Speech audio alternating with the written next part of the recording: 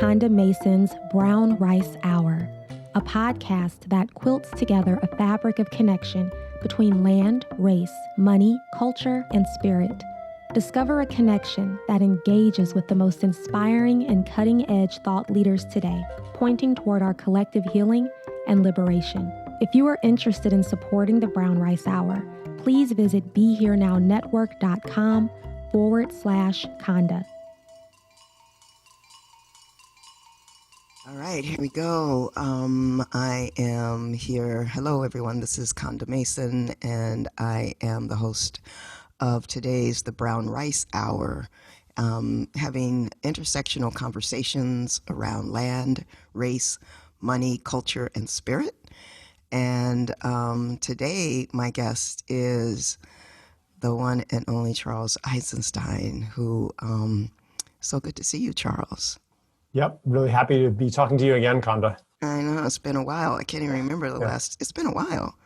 Well, it's so good to see you now. I've been thinking about you a lot. And, but before we get started, I have a few things that I do ahead of time, okay? One is that I like to call in sacred space and to be aware of the land that we're on, and giving acknowledgement to the indigenous people whose land they stewarded way before we were here. And I'm here in Oakland, and this is Ohlone land. Do you know the indigenous people in the land where you are right now? Well, the most recent indigenous people were the Narragansett. Okay. And in fact, where I'm living right now is only a couple miles from a massacre site. Oh, wow. Where the colonists and in alliance with the Wampanoag, who were a tribe that was mostly in Massachusetts, I think, they were having King Philip's War, it was called, and they discovered where the Narragansett were hiding basically over the winter in the Great Swamp, it's called, and came and killed, I think a few hundred. Wow. And yeah, we last year on Thanksgiving, we went to the Great Swamp and we did a ceremony, and just to kind of send a different signal to the land. The land can be harmed by intense trauma. That's right. And confused and stuff. So that's right. We just did our tiny part to send a different signal. But yeah, there's some history here. Yeah. Yeah, that's some serious history. And what state are you in? Tell us where you are. Rhode Island. You're in Rhode Island. So yeah, the land is interesting. I'm so happy to hear you say that because, one of the, like I said, this is a conversation at the intersection of land, race, money, culture, and spirit. And understanding the land, the memory that the land holds, and how it impacts the land and how that impacts the people. And it's really such a reciprocal relationship because it's a live universe. And so anyway, I love even starting talking about the land, and though even in a very sad way, there's been so much harm done on this land in this country.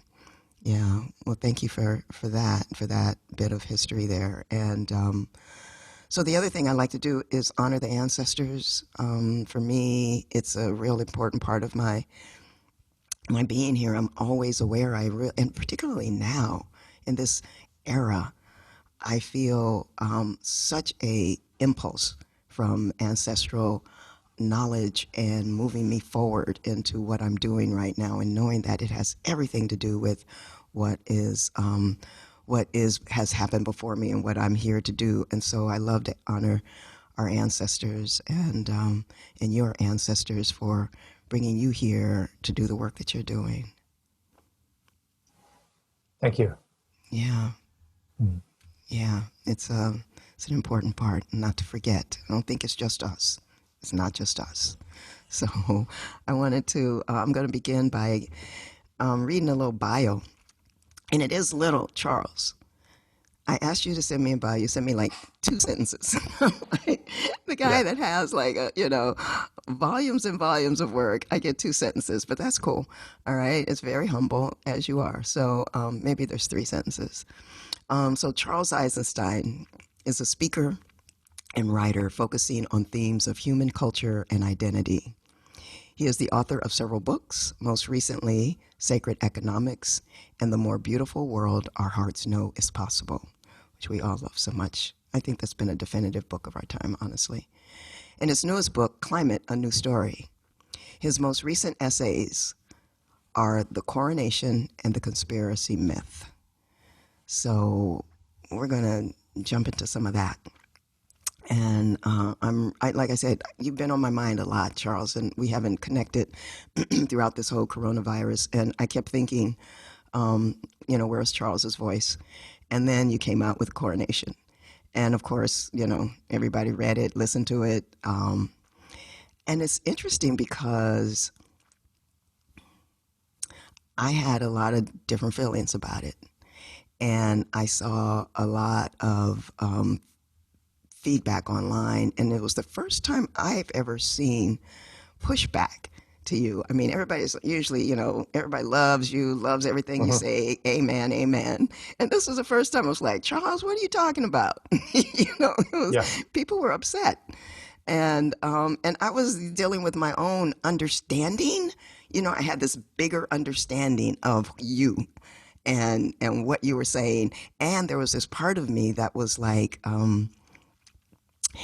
wondering about what kind of influence it would have on people's behaviors that could be counter to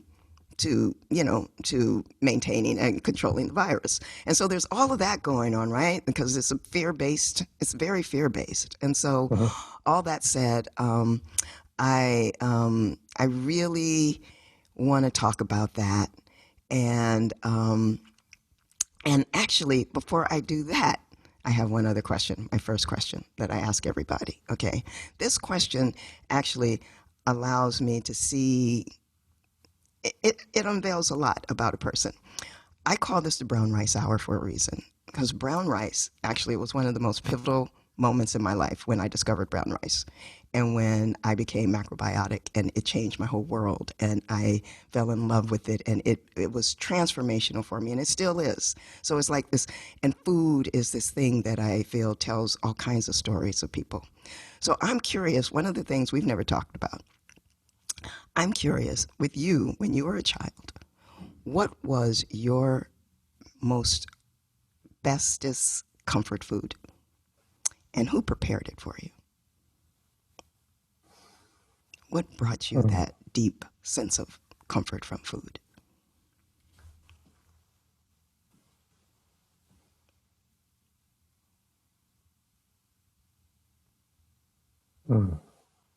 I'm just remembering my mother's cooking. Mm-hmm. She was not fond of cooking. She was, a feminist of the era, and resented being the one who did the cooking in the family. She was an attorney and everything and very successful, but it still fell to her to do the cooking. I'm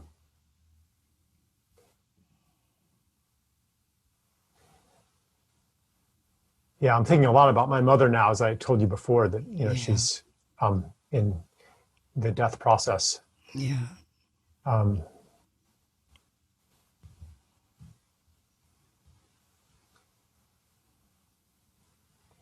There's not a single dish that I would, I loved spaghetti and meatballs. That was one.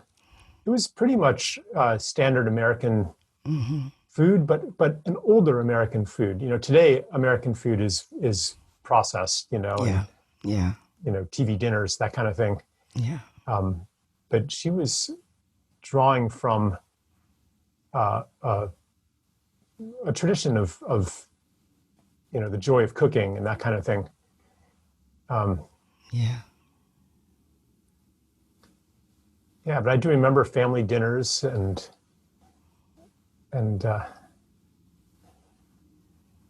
that stability, and that nutrition actually it still nourishes me today. It helped define what was normal, and it kind of anchored my life. That's beautiful. So you had fresh food. Yeah, we had a garden. Yeah. Yeah. Yeah. So it still is a part of how you eat today. Yeah, I've got a garden right now, and we've got chickens in our backyard. Yeah.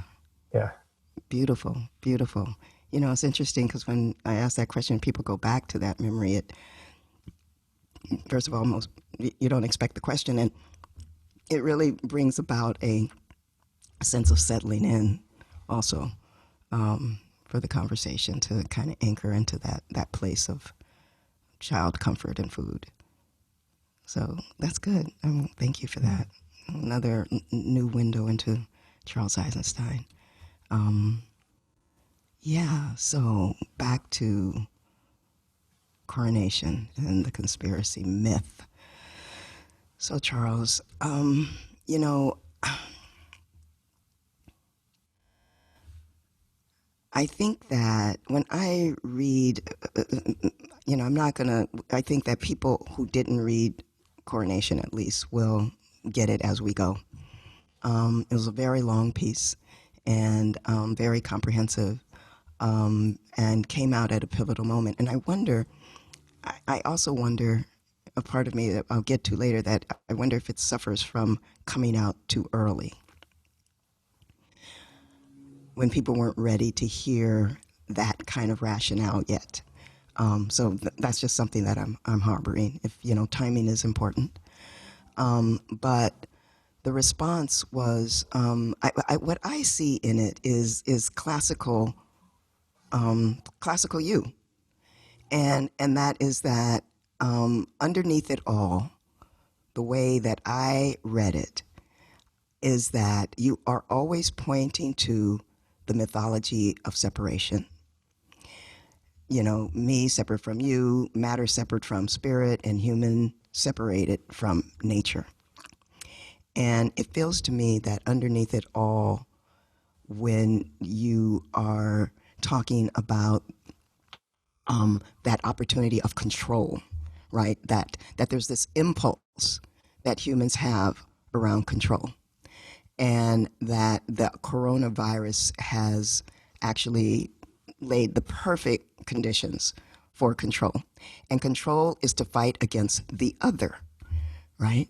And so, that being the case, that underneath what you are talking about, in my estimation, you're talking about a lot of things, but it really boils down to this myth of separation, the control, me and the other, and the manifestations of what control looks like in the time of coronavirus.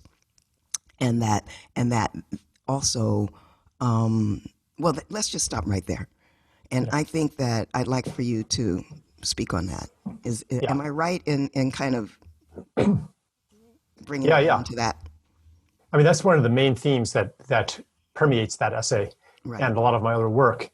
It's not that control is bad, or that there's never a time in life where you are, where it's appropriate to fight the other, or to run away from the other, or to protect somebody from an other. Right. All animals, all beings actually alter their environment in some way, and you could call that control. But what I'm seeing is that our civilization defaults to control, even in situations where control may not be the best, or a fight may not be the best response. Mm-hmm. And the reason that we default that way is because of what you said, the mythology of separation, that holds us as fundamentally separate from nature, holds me fundamentally separate from you. Therefore, your interests and my interests are opposed, or at best, coincidentally aligned. Mm-hmm. So this conception of progress as the increasing ability to impose control over the world, to make the world better and better, to protect ourselves from all of the others out there and to dominate them, that mentality has actually run up against a brick wall, or maybe a glass ceiling, in the last few generations. When it seemed 50 or 100 years ago that every problem facing humanity was rapidly succumbing to science, reason, markets, and the control and domination of nature. And, like, conquest of nature wasn't a bad word back then. Right. But in our lifetimes, just to like narrow it down now into a disease, but we could talk about ecology, we could talk about a lot of things, politics, and so forth. But just to narrow it down to disease, we've seen an enormous epidemic of diseases that you cannot pin on a pathogen. These are the autoimmune diseases, allergies, cancer to a large extent, and depression, anxiety, these kinds of things, where our default response of find something to control doesn't work very well. At best, you can kind of palliate symptoms. You can give somebody a psychiatric medication that makes them at least act happy or make them able to, live day to day. You can suppress the immune system if you have an autoimmune condition, but we've seen an enormous surge in these chronic conditions that don't succumb to a fight. So this is just one way that progress has kind of stopped in the last few decades. So what I saw with COVID-19, finally a crisis comes along that there is an identifiable pathogen, and the technologies of control at least appear to work. How well they actually work, that's a whole other conversation that you have, various opinions on, and I don't fully subscribe to any of the extreme opinions on that.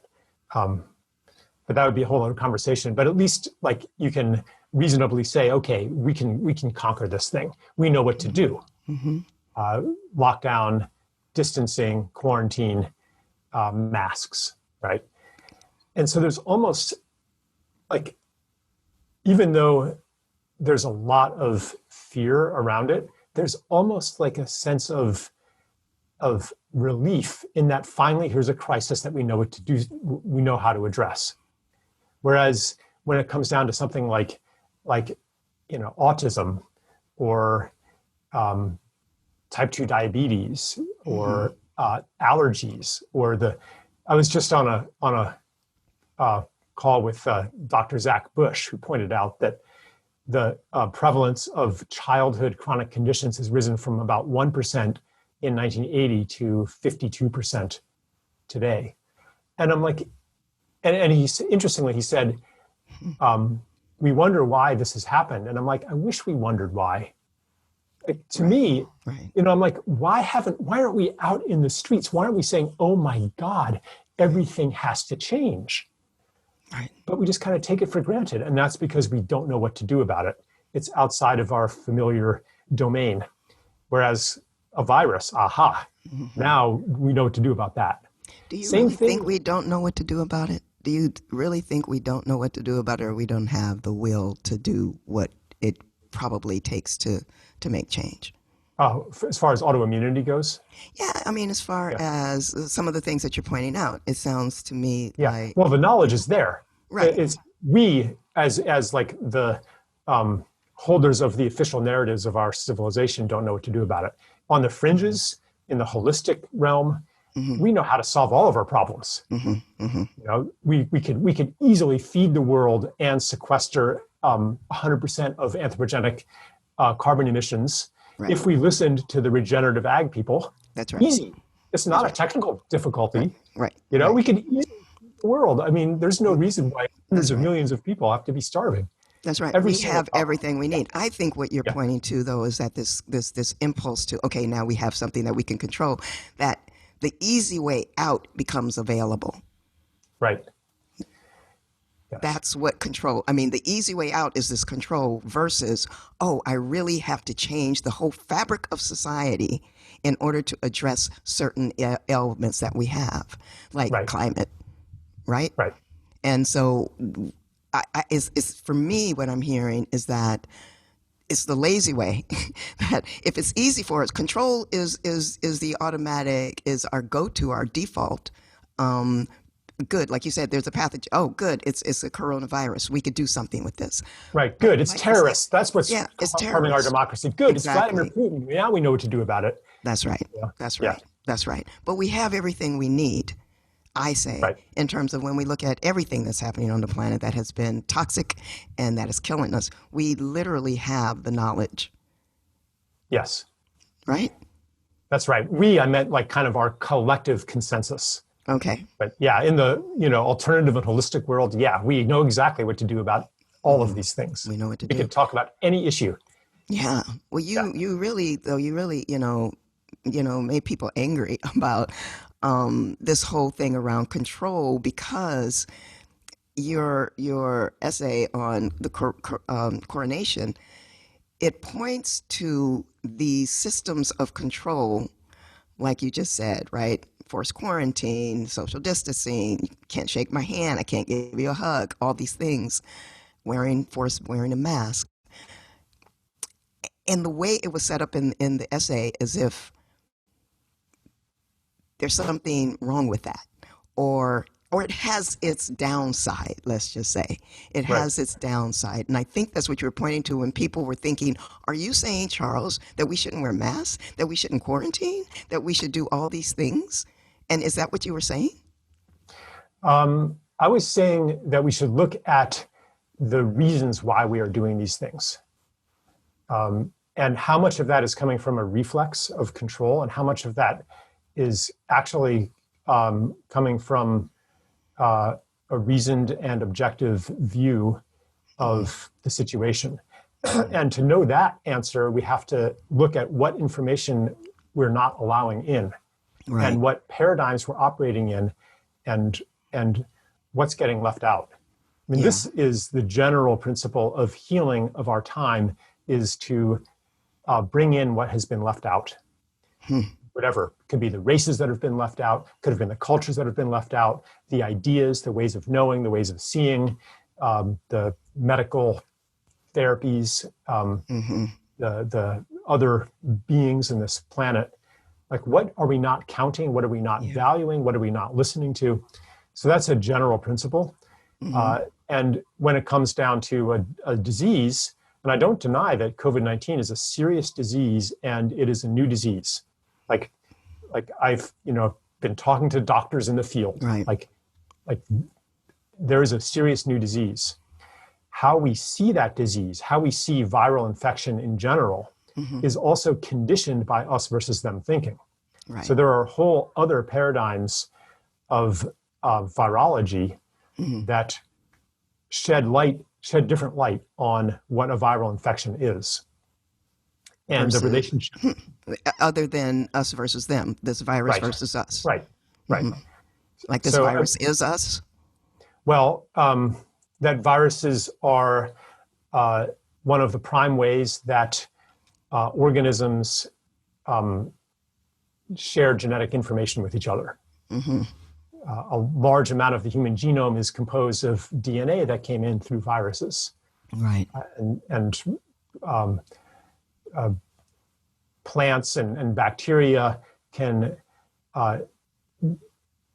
share DNA that helps them resist, antibiotics or pesticides or something like that, using viruses as a communication mechanism. Like, life is not a bunch of separate, genetically, hermetically sealed organisms. Right. But it is a genetic plenum. It's a matrix of relationship. Sure. And there is no solid boundary between self and other. And when we make a solid boundary, we're asking for trouble, actually. Right. Because life thrives in community. Right. That doesn't mean that some viruses are not dangerous. Right. Or that they are not dangerous under certain circumstances. And then you get into, you get into immunity and the conditions that allow a virus to become pathogenic and to thrive. And so in that case, what gets left out is, for example, herbal medicine. I've been reading some of the Chinese press I used to live in Taiwan, and I was a translator there. Oh, right. I remember. So, they've used traditional Chinese medicine on something like 90% of COVID cases there. Really? With, according to them, enormous success. They have 6 different herbal formulas that they use in different circumstances. A few of them are like thousands of years old, and some of them are new. And they're using it side by side with what we call modern medicine.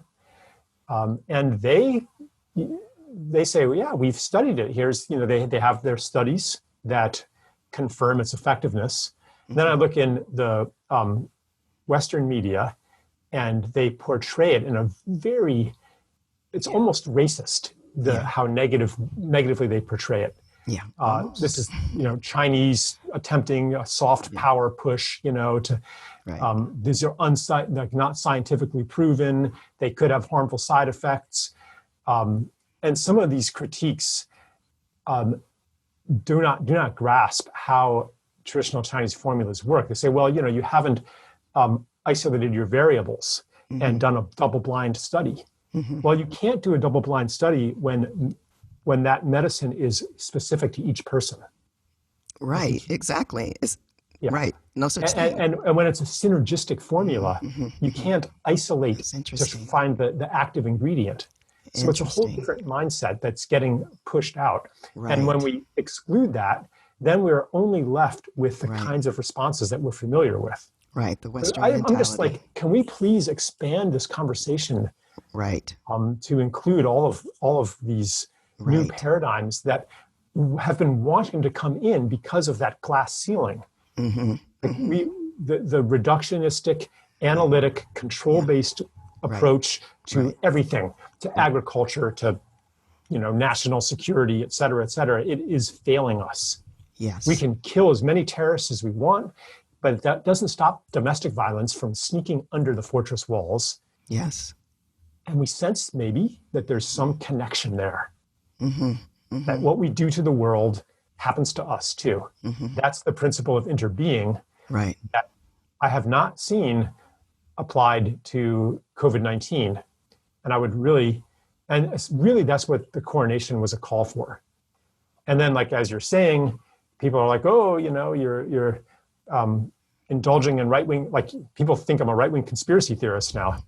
And I'm like, wow, that's news to me. Did you not I never expect knew that about that? myself. Were you surprised at that reaction? Yeah. I've always identified as a leftist, and I'm like, I thought questioning authority was what we did on the left.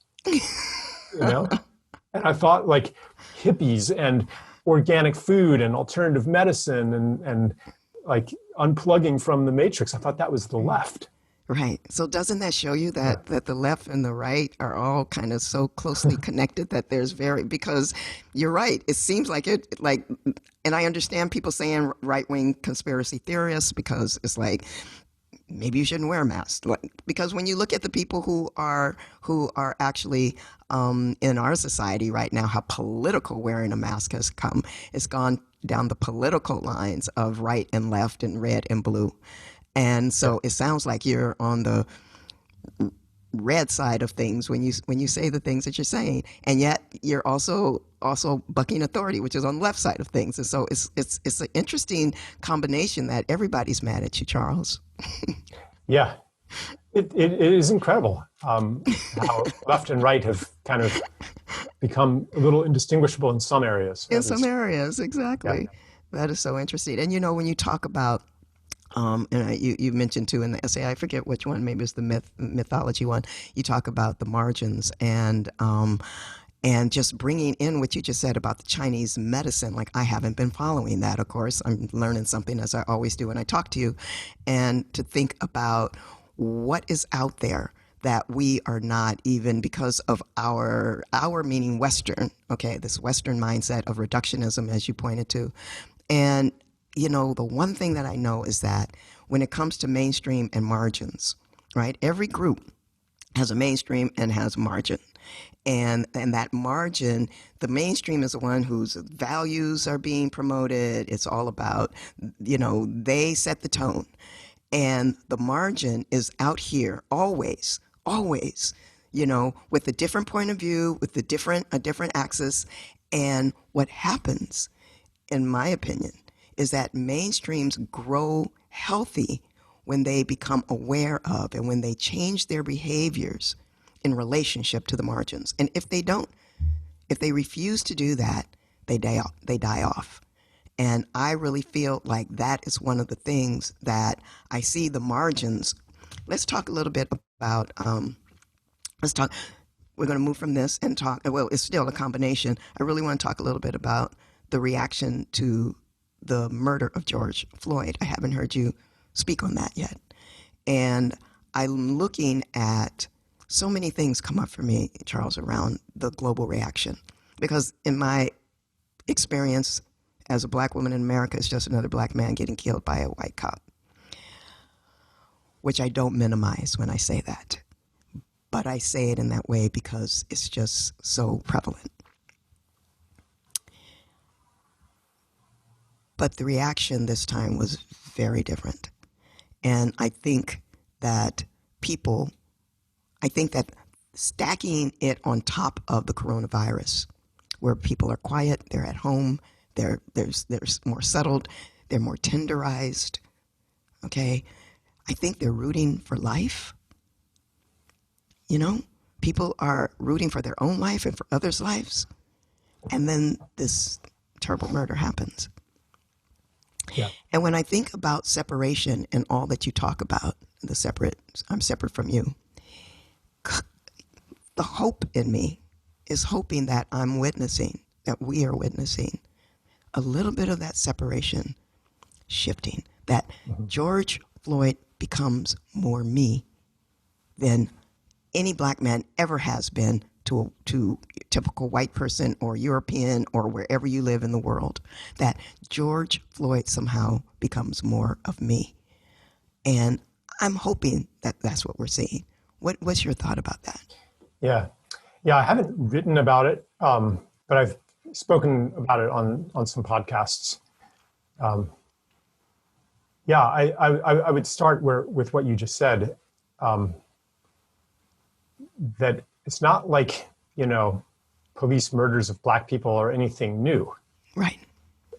But the response is pretty new. And my optimistic take on it is that what has been tolerable for a long time by, mainstream society is no longer tolerable. And that doesn't mean we know what to do about it. But the convulsions, like the civil unrest that came from that, basically are saying we cannot abide this anymore. Right. The danger is that energy, the rage that it is liberated, that is coming out now, gets directed toward objects that actually don't solve the problem or even make it worse. So just because somebody knows what oppression is or has been subjected to oppression doesn't necessarily mean that they know how to heal the conditions that cause oppression. So in the sense of rage, anger, one of the diversions of the revolutionary potential of that energy is when it's directed toward hatred or toward blaming individuals rather than the system that creates them. Right. It can also be used to distract attention from, and I'm not saying like that it's bad. I think it's a necessary stage, but ultimately I would like to see that anger motivate a deeper systemic understanding of the conditions that give rise to racism, that give rise to exploitation, that And you give don't rise think to... it is? You don't think it is? You don't think that what we're seeing is actually, I think it is a necessary step. It's a necessary step. And I think it is absolutely giving rise to the first time I'm hearing white people talk about systemic racism. Yes. In public discourse. Yes. I think it is a positive step. but I'm still focused on or aware of who's getting left out. You know, like just as one example of what is just not even talked about at all in the conversation about race. The same thing has come up in some of the criticism of the Coronation, where it's like, don't you know, Charles, that people of color are suffering much worse from coronavirus than white people are? Yeah. I'm like, yes, I'm aware of that. And don't you know that the lockdown has been devastating for hundreds of millions of day laborers in South Asia and Africa, like people who, literally feed their families on the money they make that day and are facing starvation in tens or hundreds of millions right now. Like, and I'm not saying, therefore, let's not have a lockdown, but I'm saying, can we please bring those in as well? And why are they not being brought in? Could it have something to do with the fact that they're just, these, black and brown people in, what Donald Trump called the shithole countries? Like, why are they not as in our consciousness? Why are they being left out? So that's but that's America. I mean, we are so America-centric, and you know that. I mean, when do we ever think about anything but ourselves? I mean, rarely, the conversation. So the conversation in America is usually 99% about America. And secondly, when we talk about race and racial relationships, we are also, there's so much to talk about globally. And if we focus on, I find a tendency that, when Black people start talking about race, that there is this tendency to look globally, which the way I look at it is that, yes, of course. And what it does is it's much harder to have the conversation about your own backyard than it is somewhere else. And so we have not dealt with race in this society at all. As you know, there's just been, it's horrible. And so the idea that, can we just even focus on race in America and have a real conscious dialogue with all of America and really a sustained conversation, a sustained look at what it really is? And before we even go out into, other areas of the world, can we have that conversation? We haven't had that. Yeah, I think we really have to bring both in. I'm not saying, let's not talk about race in America because it's so much worse elsewhere. No, each is a mirror of the others. But it is the mirror of the other. But until we do something here, the other thing when I look at, because I have the same analysis about Coronation as well.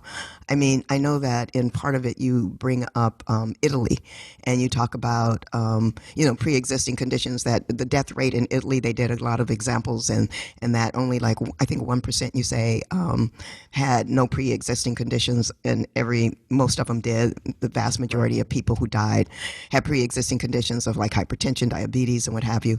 And then you ask, should we blame the virus or should we blame poor health? And my question is, when I look at that, for me, it's like, or do we blame structural racism when it comes to this country? Because the bottom line is that the pre-existing conditions, as we know, Black people, in Michigan, Blacks were 133% more likely to catch the virus, okay? Every state that you look at, it's a huge preponderance of Black people getting the virus and dying. And the underlying causes, right? There's a lot of underlying causes for that. And it's structural racism that have to do with neighborhoods that we live in, neighborhoods that have filled with toxins and pollutants, environmental injustice issues, lack of healthy food and nearby, lack of green spaces, lack of clean air, and all of this a legacy of greenlining that we know about, right? And we look at the distance to healthy medical care. And all of this leading to a preponderance of Black folks and brown folks with hypertension, diabetes, and lung disease. And so this is one of the reasons. And then the other reason, when you talk about jobs, the huge percentage of the essential jobs are by poor people, are by Black and brown people. They are the bus drivers. They're the people at your grocery store checking out your food. They're the ones who are stocking the shelves. They are the ones in the background who are still going to work. Okay, you're talking about those ones who can't work from home and do those jobs. Right. So working from home, one of the things that I want to point out to you is that I think that this idea of quarantine and all that, pushing against it, honestly, it's a privilege. Being able to work from home is a privilege. There are so many people, poor people, who they don't have the jobs that they can work from home. Okay, being able to wear a mask is a privilege. There are so many Black men who are afraid to go into a store with a mask on. Right? Yeah. We've already seen examples of them being hassled and arrested in a store in America, a Black man with a mask on.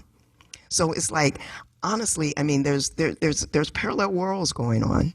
And I really want to. So one of the analysis that I have, and one of the criticisms that I have about Coronation is looking at it from that lens, and knowing that I think that the lens that, and I agree with what you're saying, because it is, again, that still is based on separation. It all is based on separation, but bringing up a racial analysis for me was important, and I didn't feel like you did that. Yeah, no, I didn't. In the conspiracy myth, I touched on it a little bit more. Yeah, but yeah, in the Coronation, I didn't apply racial analysis. No. And to everything you said, I would just add one thing. Okay. When you talked about the conditions of being affected more by coronavirus, the biggest one, which you indirectly mentioned, but you didn't say it out loud, is poverty. Yeah, that's it. And that is from the research and reading I've done, that's by far the biggest predictor of whether you're going to be subject to imprisonment, incarceration, police violence, obesity, autoimmunity, et cetera, class is even a bigger predictor than race of all of those things. Well, so then but class in America is based a lot on race. Right. So then the question is okay. Right. So then that leads next to the question. Well, why are so many more Black people? That's right. In poverty, below the poverty line. That question has no easy answer. It has historical reasons going back for centuries. It has going back to slavery, not only the economic legacy of slavery and Jim Crow and the carceral state, and the school to prison pipeline and the war on drugs, all that stuff that perpetuates poverty. Yeah. But then there's also on the biological level, the experience of trauma that gets passed on both culturally and generational so it's like trauma. Yeah, so like it is a huge mess. And what I want to see is actual healing, or I also like using the word repair. Yeah. Which then leads to the concept of reparations. Right. That's right. I think reparations is an important operating concept, as long as we don't make it about punishment. And because when it feeds into the guilt and shame dynamics that surround so much of this conversation, people tend to get motivated to do whatever is necessary to make themselves look good and to get off the hook and avoid criticism, rather than to actually heal the situation. Yeah, but that's the work of white people. That's the work of white people, not to feel guilt and shame. And I find, honestly, Charles, that my white friends who have done deep work in race and privilege and white supremacy and all this kind of work, when they have done ongoing work, those are the people that I know that don't feel guilt and shame. Because that's been replaced with understanding. Right. And information. And when you don't have information, you feel that lack of information with guilt and shame. Right. Guilt and shame are a substitute for understanding. That's right. It's a substitute. And judgment of others is also a substitute for understanding. Yep. So That's I'm right. like, let's actually understand these incredibly complicated conditions. I And agree. when we see them, we don't actually necessarily know what to do, although there are some obvious things that we could do that that are reparative or regenerative, that also that heal a lot of the legacy economic and physiological trauma of racism, and also address class, which is some kind of debt jubilee or debt cancellation, Right. which actually means a massive redistribution of wealth. Yep. You can't cancel debt without redistributing wealth because, That's right. as you know, one person's debt is another person's asset. That's right. That's right. And anything that avoids this fundamental class analysis is not going to reach to the root of the problem. Our society's resources, i.e., at least in this age, our money, has to be distributed in a way that repairs the legacy of the legacy that results in poverty. Yeah. And as you know, that legacy is especially acute when it comes to African Americans. Right. Yeah. But we don't have to leave out, poor whites either. Right. I mean, anybody who's, see, that's the thing. Like, one of the mental reflexes, the patterns of the mind of separation is to find somebody who's inexcusable. Yeah. Right. So it's find somebody you can judge, Right. and thereby distinguish yourself as better than. Right. Yeah. That's right. That's right. That is the mind of hierarchy. That is the mind that, absolutely. And I wonder if that is, it's global, right? It's like who's on top of who, right? And who's below who. And I think of that, and I think about it a lot, and I wonder, is that nature or is that nurture? I mean, where does that come from? Where does that come from? Because it's so prevalent of who's on top, who's on bottom, this separation, this hierarchical way of separating, who's dominating who's the underclass, who's the upper class. It's everywhere. Well, And hunter-gatherers had ways to handle these energies. Okay. They basically took over everywhere where there was mass civilization. So arising independently in China, India, West Asia, Sub-Saharan Africa, North America, South America, like civilization arose independently in all these places. And everywhere where it happened, you had the same things. You had patriarchy, you had hierarchy, you had slavery, you had warfare, you had ecocide. Right. Everywhere. So it's not like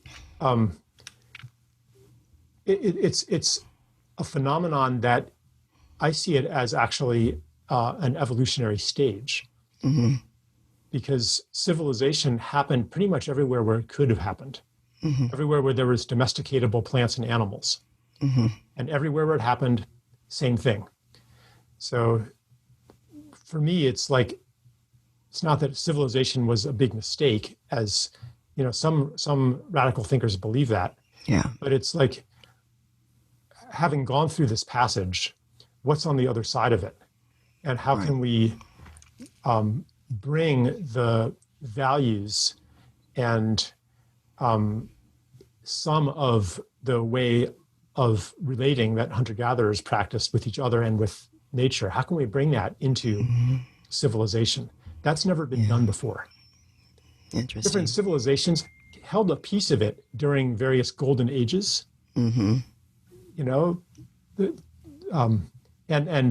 it was the civilization that eventually took form in Western Europe that took these trends to their extreme, and then basically conquered the rest of the world and colonized the rest of the world. But it actually wasn't only in European civilization that this happened. and if geographical conditions were different, if say sub-Saharan Africa had lots of really good ports and iron ore and the other things that led to the development of technology and enabled Europe to conquer the rest of the world, then we might be having this conversation, about whiteness instead of blackness. Yeah. It's not it's not that white people are smarter or that black people are better. It comes down to historical accidents and to the land, which influences culture. Yeah. Well, one of the things, though, you have to look at is that even as we point to, this kind of slavery and enslaving people and all this stuff happened everywhere, in Africa, everywhere, prior to the transatlantic slave trade, the chattel slavery that is unique to America is a very unique slavery than happened anywhere on the planet. And the brutality of it and the way it was played out it's all demonic, I'd say, in some way, but it has its unique flavor in America, the way chattel slavery played out here.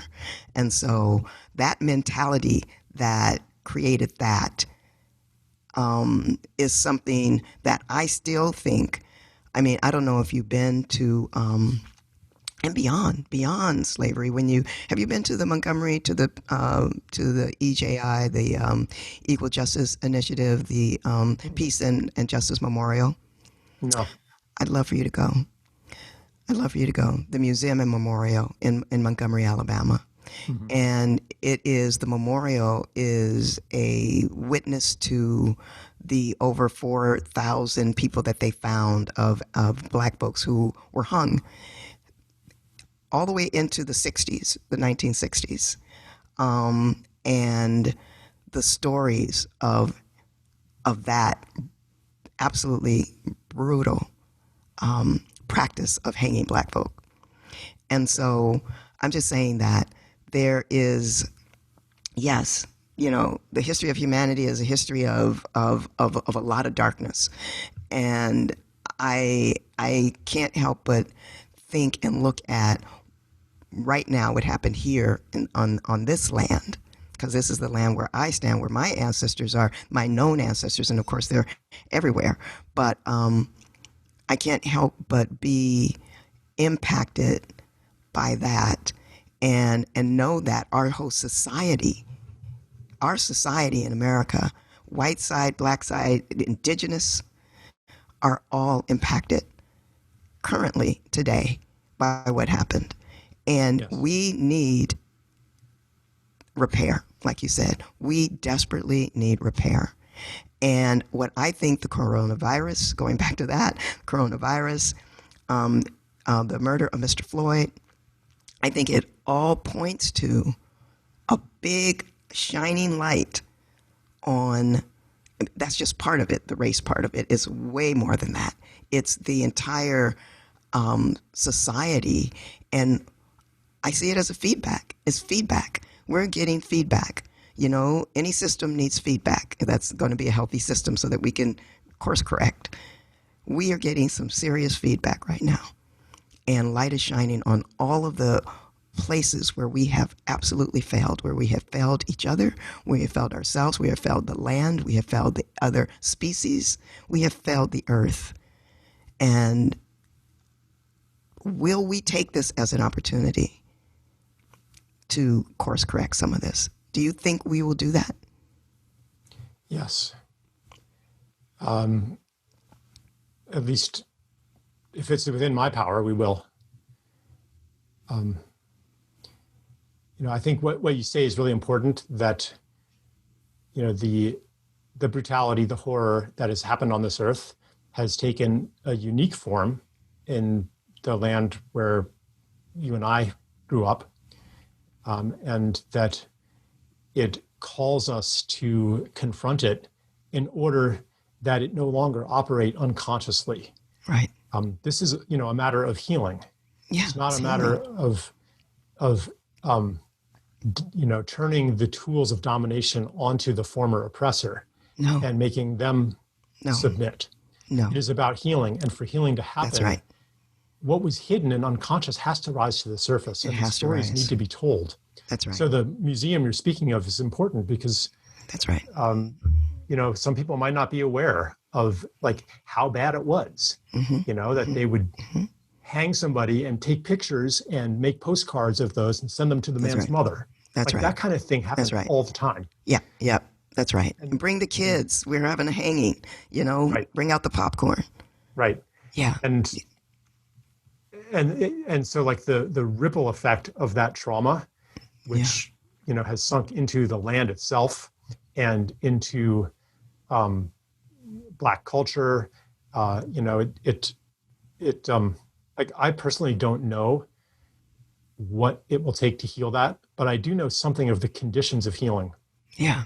But I got to tell you, I think it has sunk into white culture more than even Black culture. Yeah. Because when I was there, Charles, when I was there, I'm looking at, you have to go. It's so brilliantly done and so heartfelt, where there's these huge, big, everybody who's listening must go to Montgomery, Alabama, and go to the Peace and Justice Memorial Museum. They've made these huge, big slabs of concrete representing each 4,000 people, and they're literally hanging with names on them. And as you walk through, it's like you're walking through all these hanging pieces of slab, and you think, what I thought was, as I was mourning the names, families, you could see the names, and you knew, oh, that must have been, a whole family.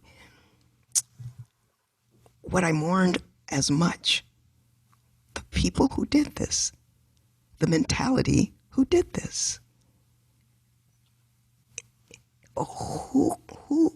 What does it take to be able to do that?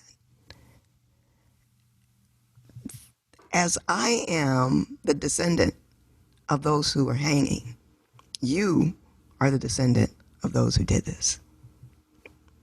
And we are all in this together. And I think that when we think of race, we always point towards the people of color, the Black person or the indigenous person. But I always think about the white person. And what was lost? What did you give up? What did you have to give up to do that? What did you have to give up? And what is the legacy right now that I'm living in Oakland, California, that still comes down from that? I had a conversation a few years ago with a colleague about this kind of topic, about judgment and the conditions that cause somebody to commit violence. And she's like, yeah, I totally understand if you're talking about some inner city African-American kid, who has, maybe an alcoholic father, or whatever, and no economic opportunities except for the drug trade. I can understand why he might fall into violence, but those white supremacists, they've got no excuse. They're just sitting there with their baseball caps and their bellies protruding out, sitting there so entitled. There's no reason why they would have any justification or any reason to commit violence. And I thought, do you actually know that? Yeah. Because if you take any one of those men and go back in time 40 years, what they were was a sweet, innocent baby. And have you asked what has to happen to a baby? That's right. For them to someday hang somebody. That's right. And mock them.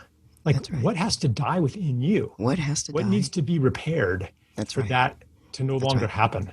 And that's why I say this is about all of us. It's not more in the Black community at all. It is all of us. And what about the trauma that came from Europe?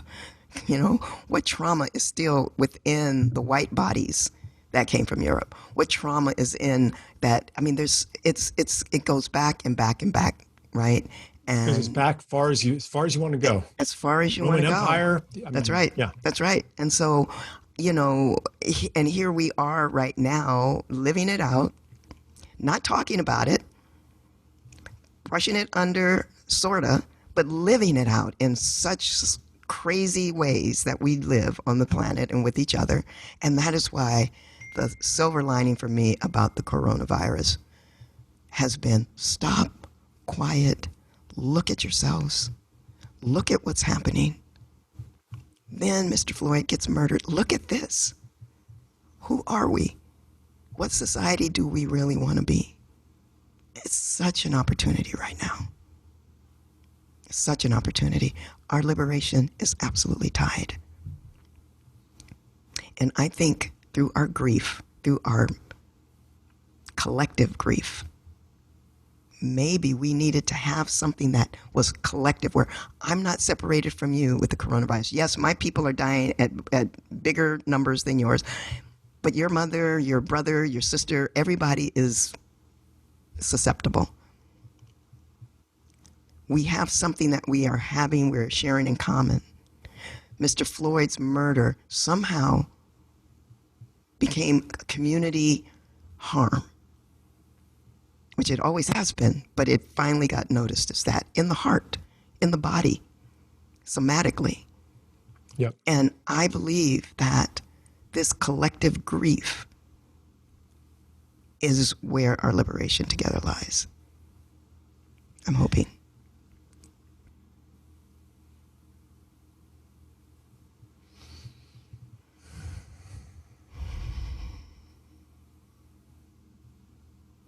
There's a lot on our plates right now.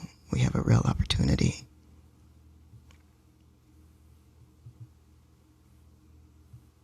I hope we don't blow a good opportunity like this.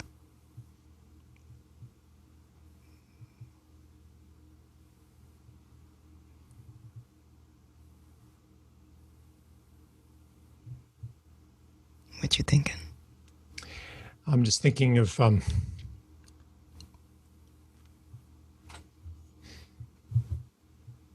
the necessity to unlearn the concept of punishment, or the response of punishment, and to disentangle that from justice. Mm-hmm. Mm-hmm.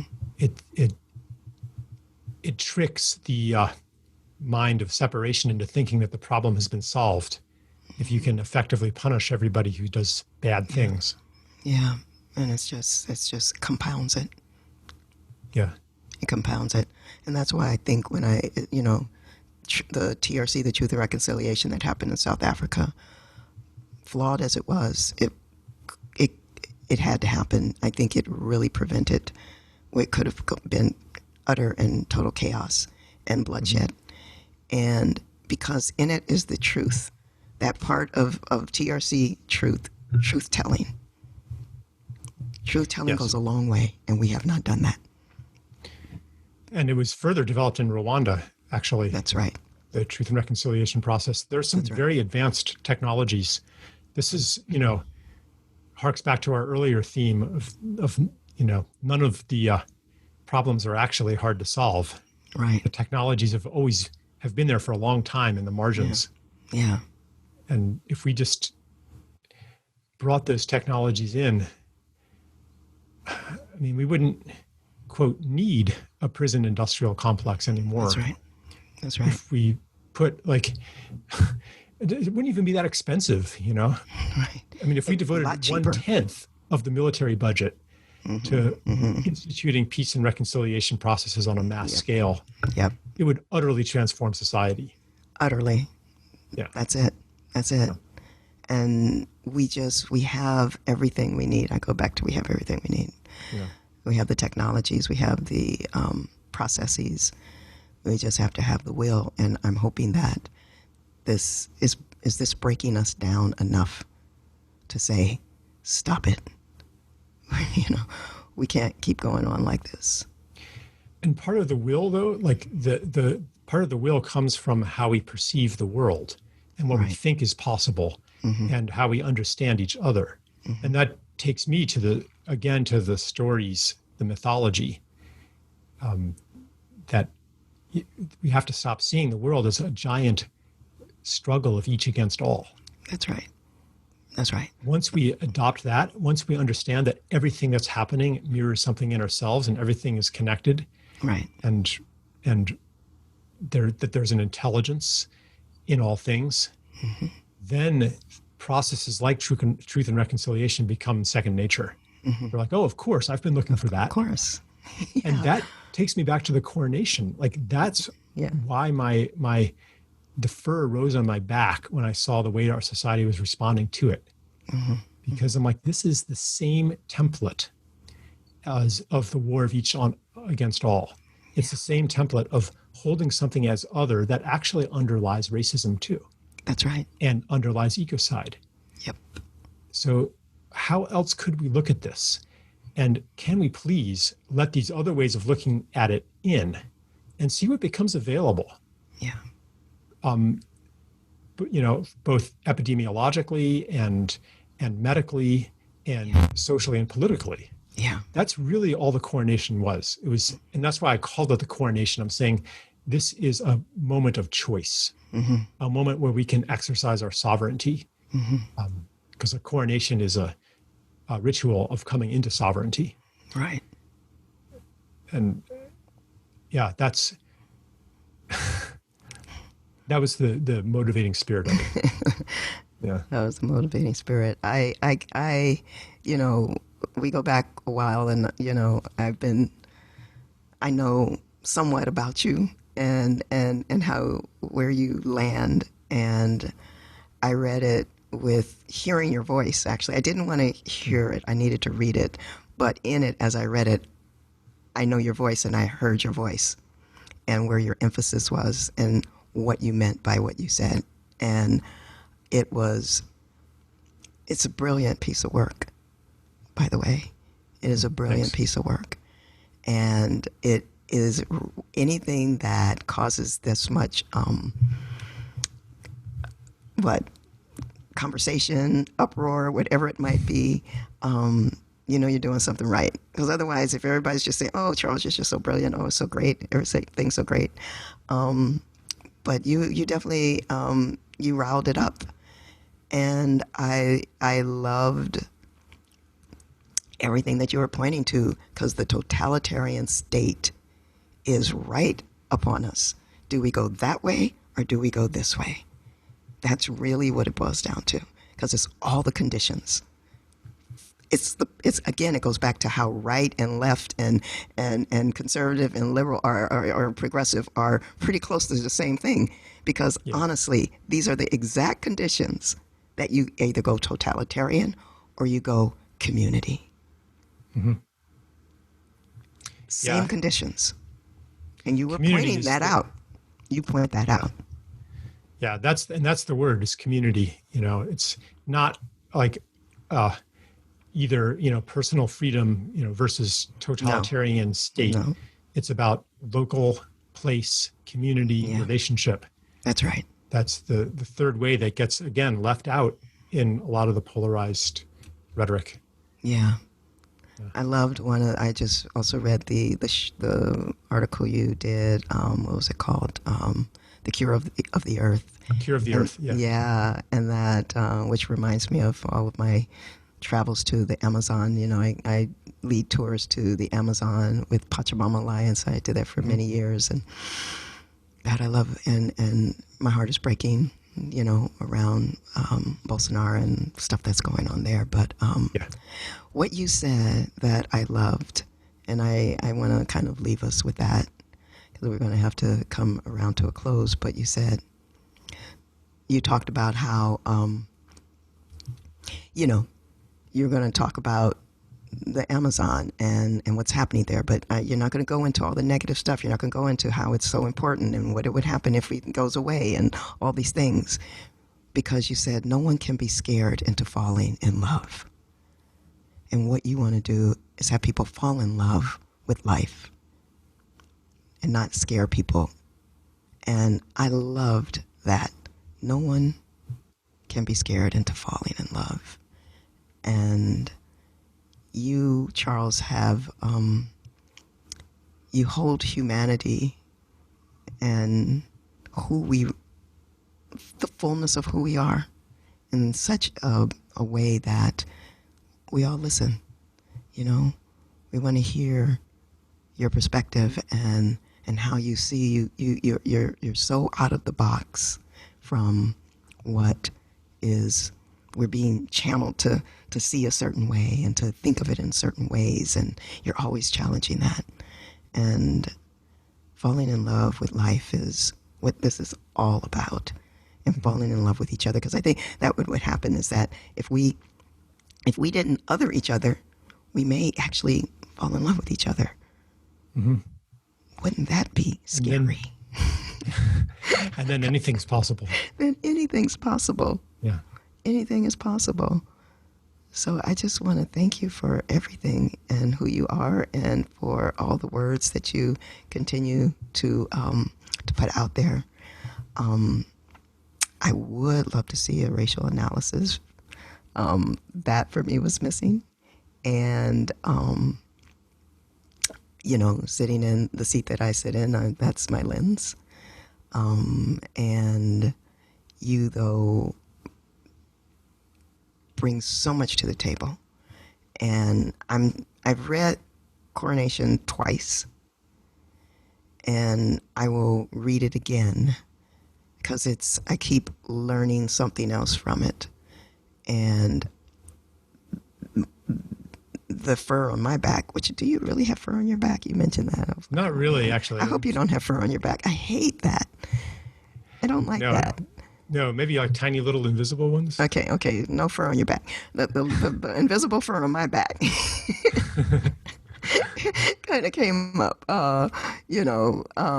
through when I first read it. I was like, oh, Charles, are you telling us not to? And I just like kind of ease, open, listen, read. And I see you, and I appreciate you. And thank you for making me work at it. You make me work. It's not like, everything in there is the gospel truth. If I rewrote it now, there might be some things I would, say differently or think differently. Right. But, I'm not out here to be perfect. Yeah. No. Yeah. Just do your path's work and say what I think you I will have to write say. an article on race, though, not specifically about coronavirus, but Right. It's been brewing. I hesitate to jump too quickly into intense conversations, because then people can't hear anything that's outside, which side are you on? Right. To really say something new, and especially in, it's a minefield out there right now. Totally. So tread lightly on that one. Yeah. So I've been brewing it for a while. Yeah. Well, you and I have been back and forth touching it many times too. So yeah, we can bat back and forth if you want to at some point in time. If you see, I just think, I'll just say a little bit of what I'm thinking now. I just think that the right wing would actually embrace reparations if they could fall in love. I keep thinking, if only you knew what it was like, then of course you would want to take care of your brother human, your sister human. Like, you're a caring person. Yeah. And that statement can become prophetic.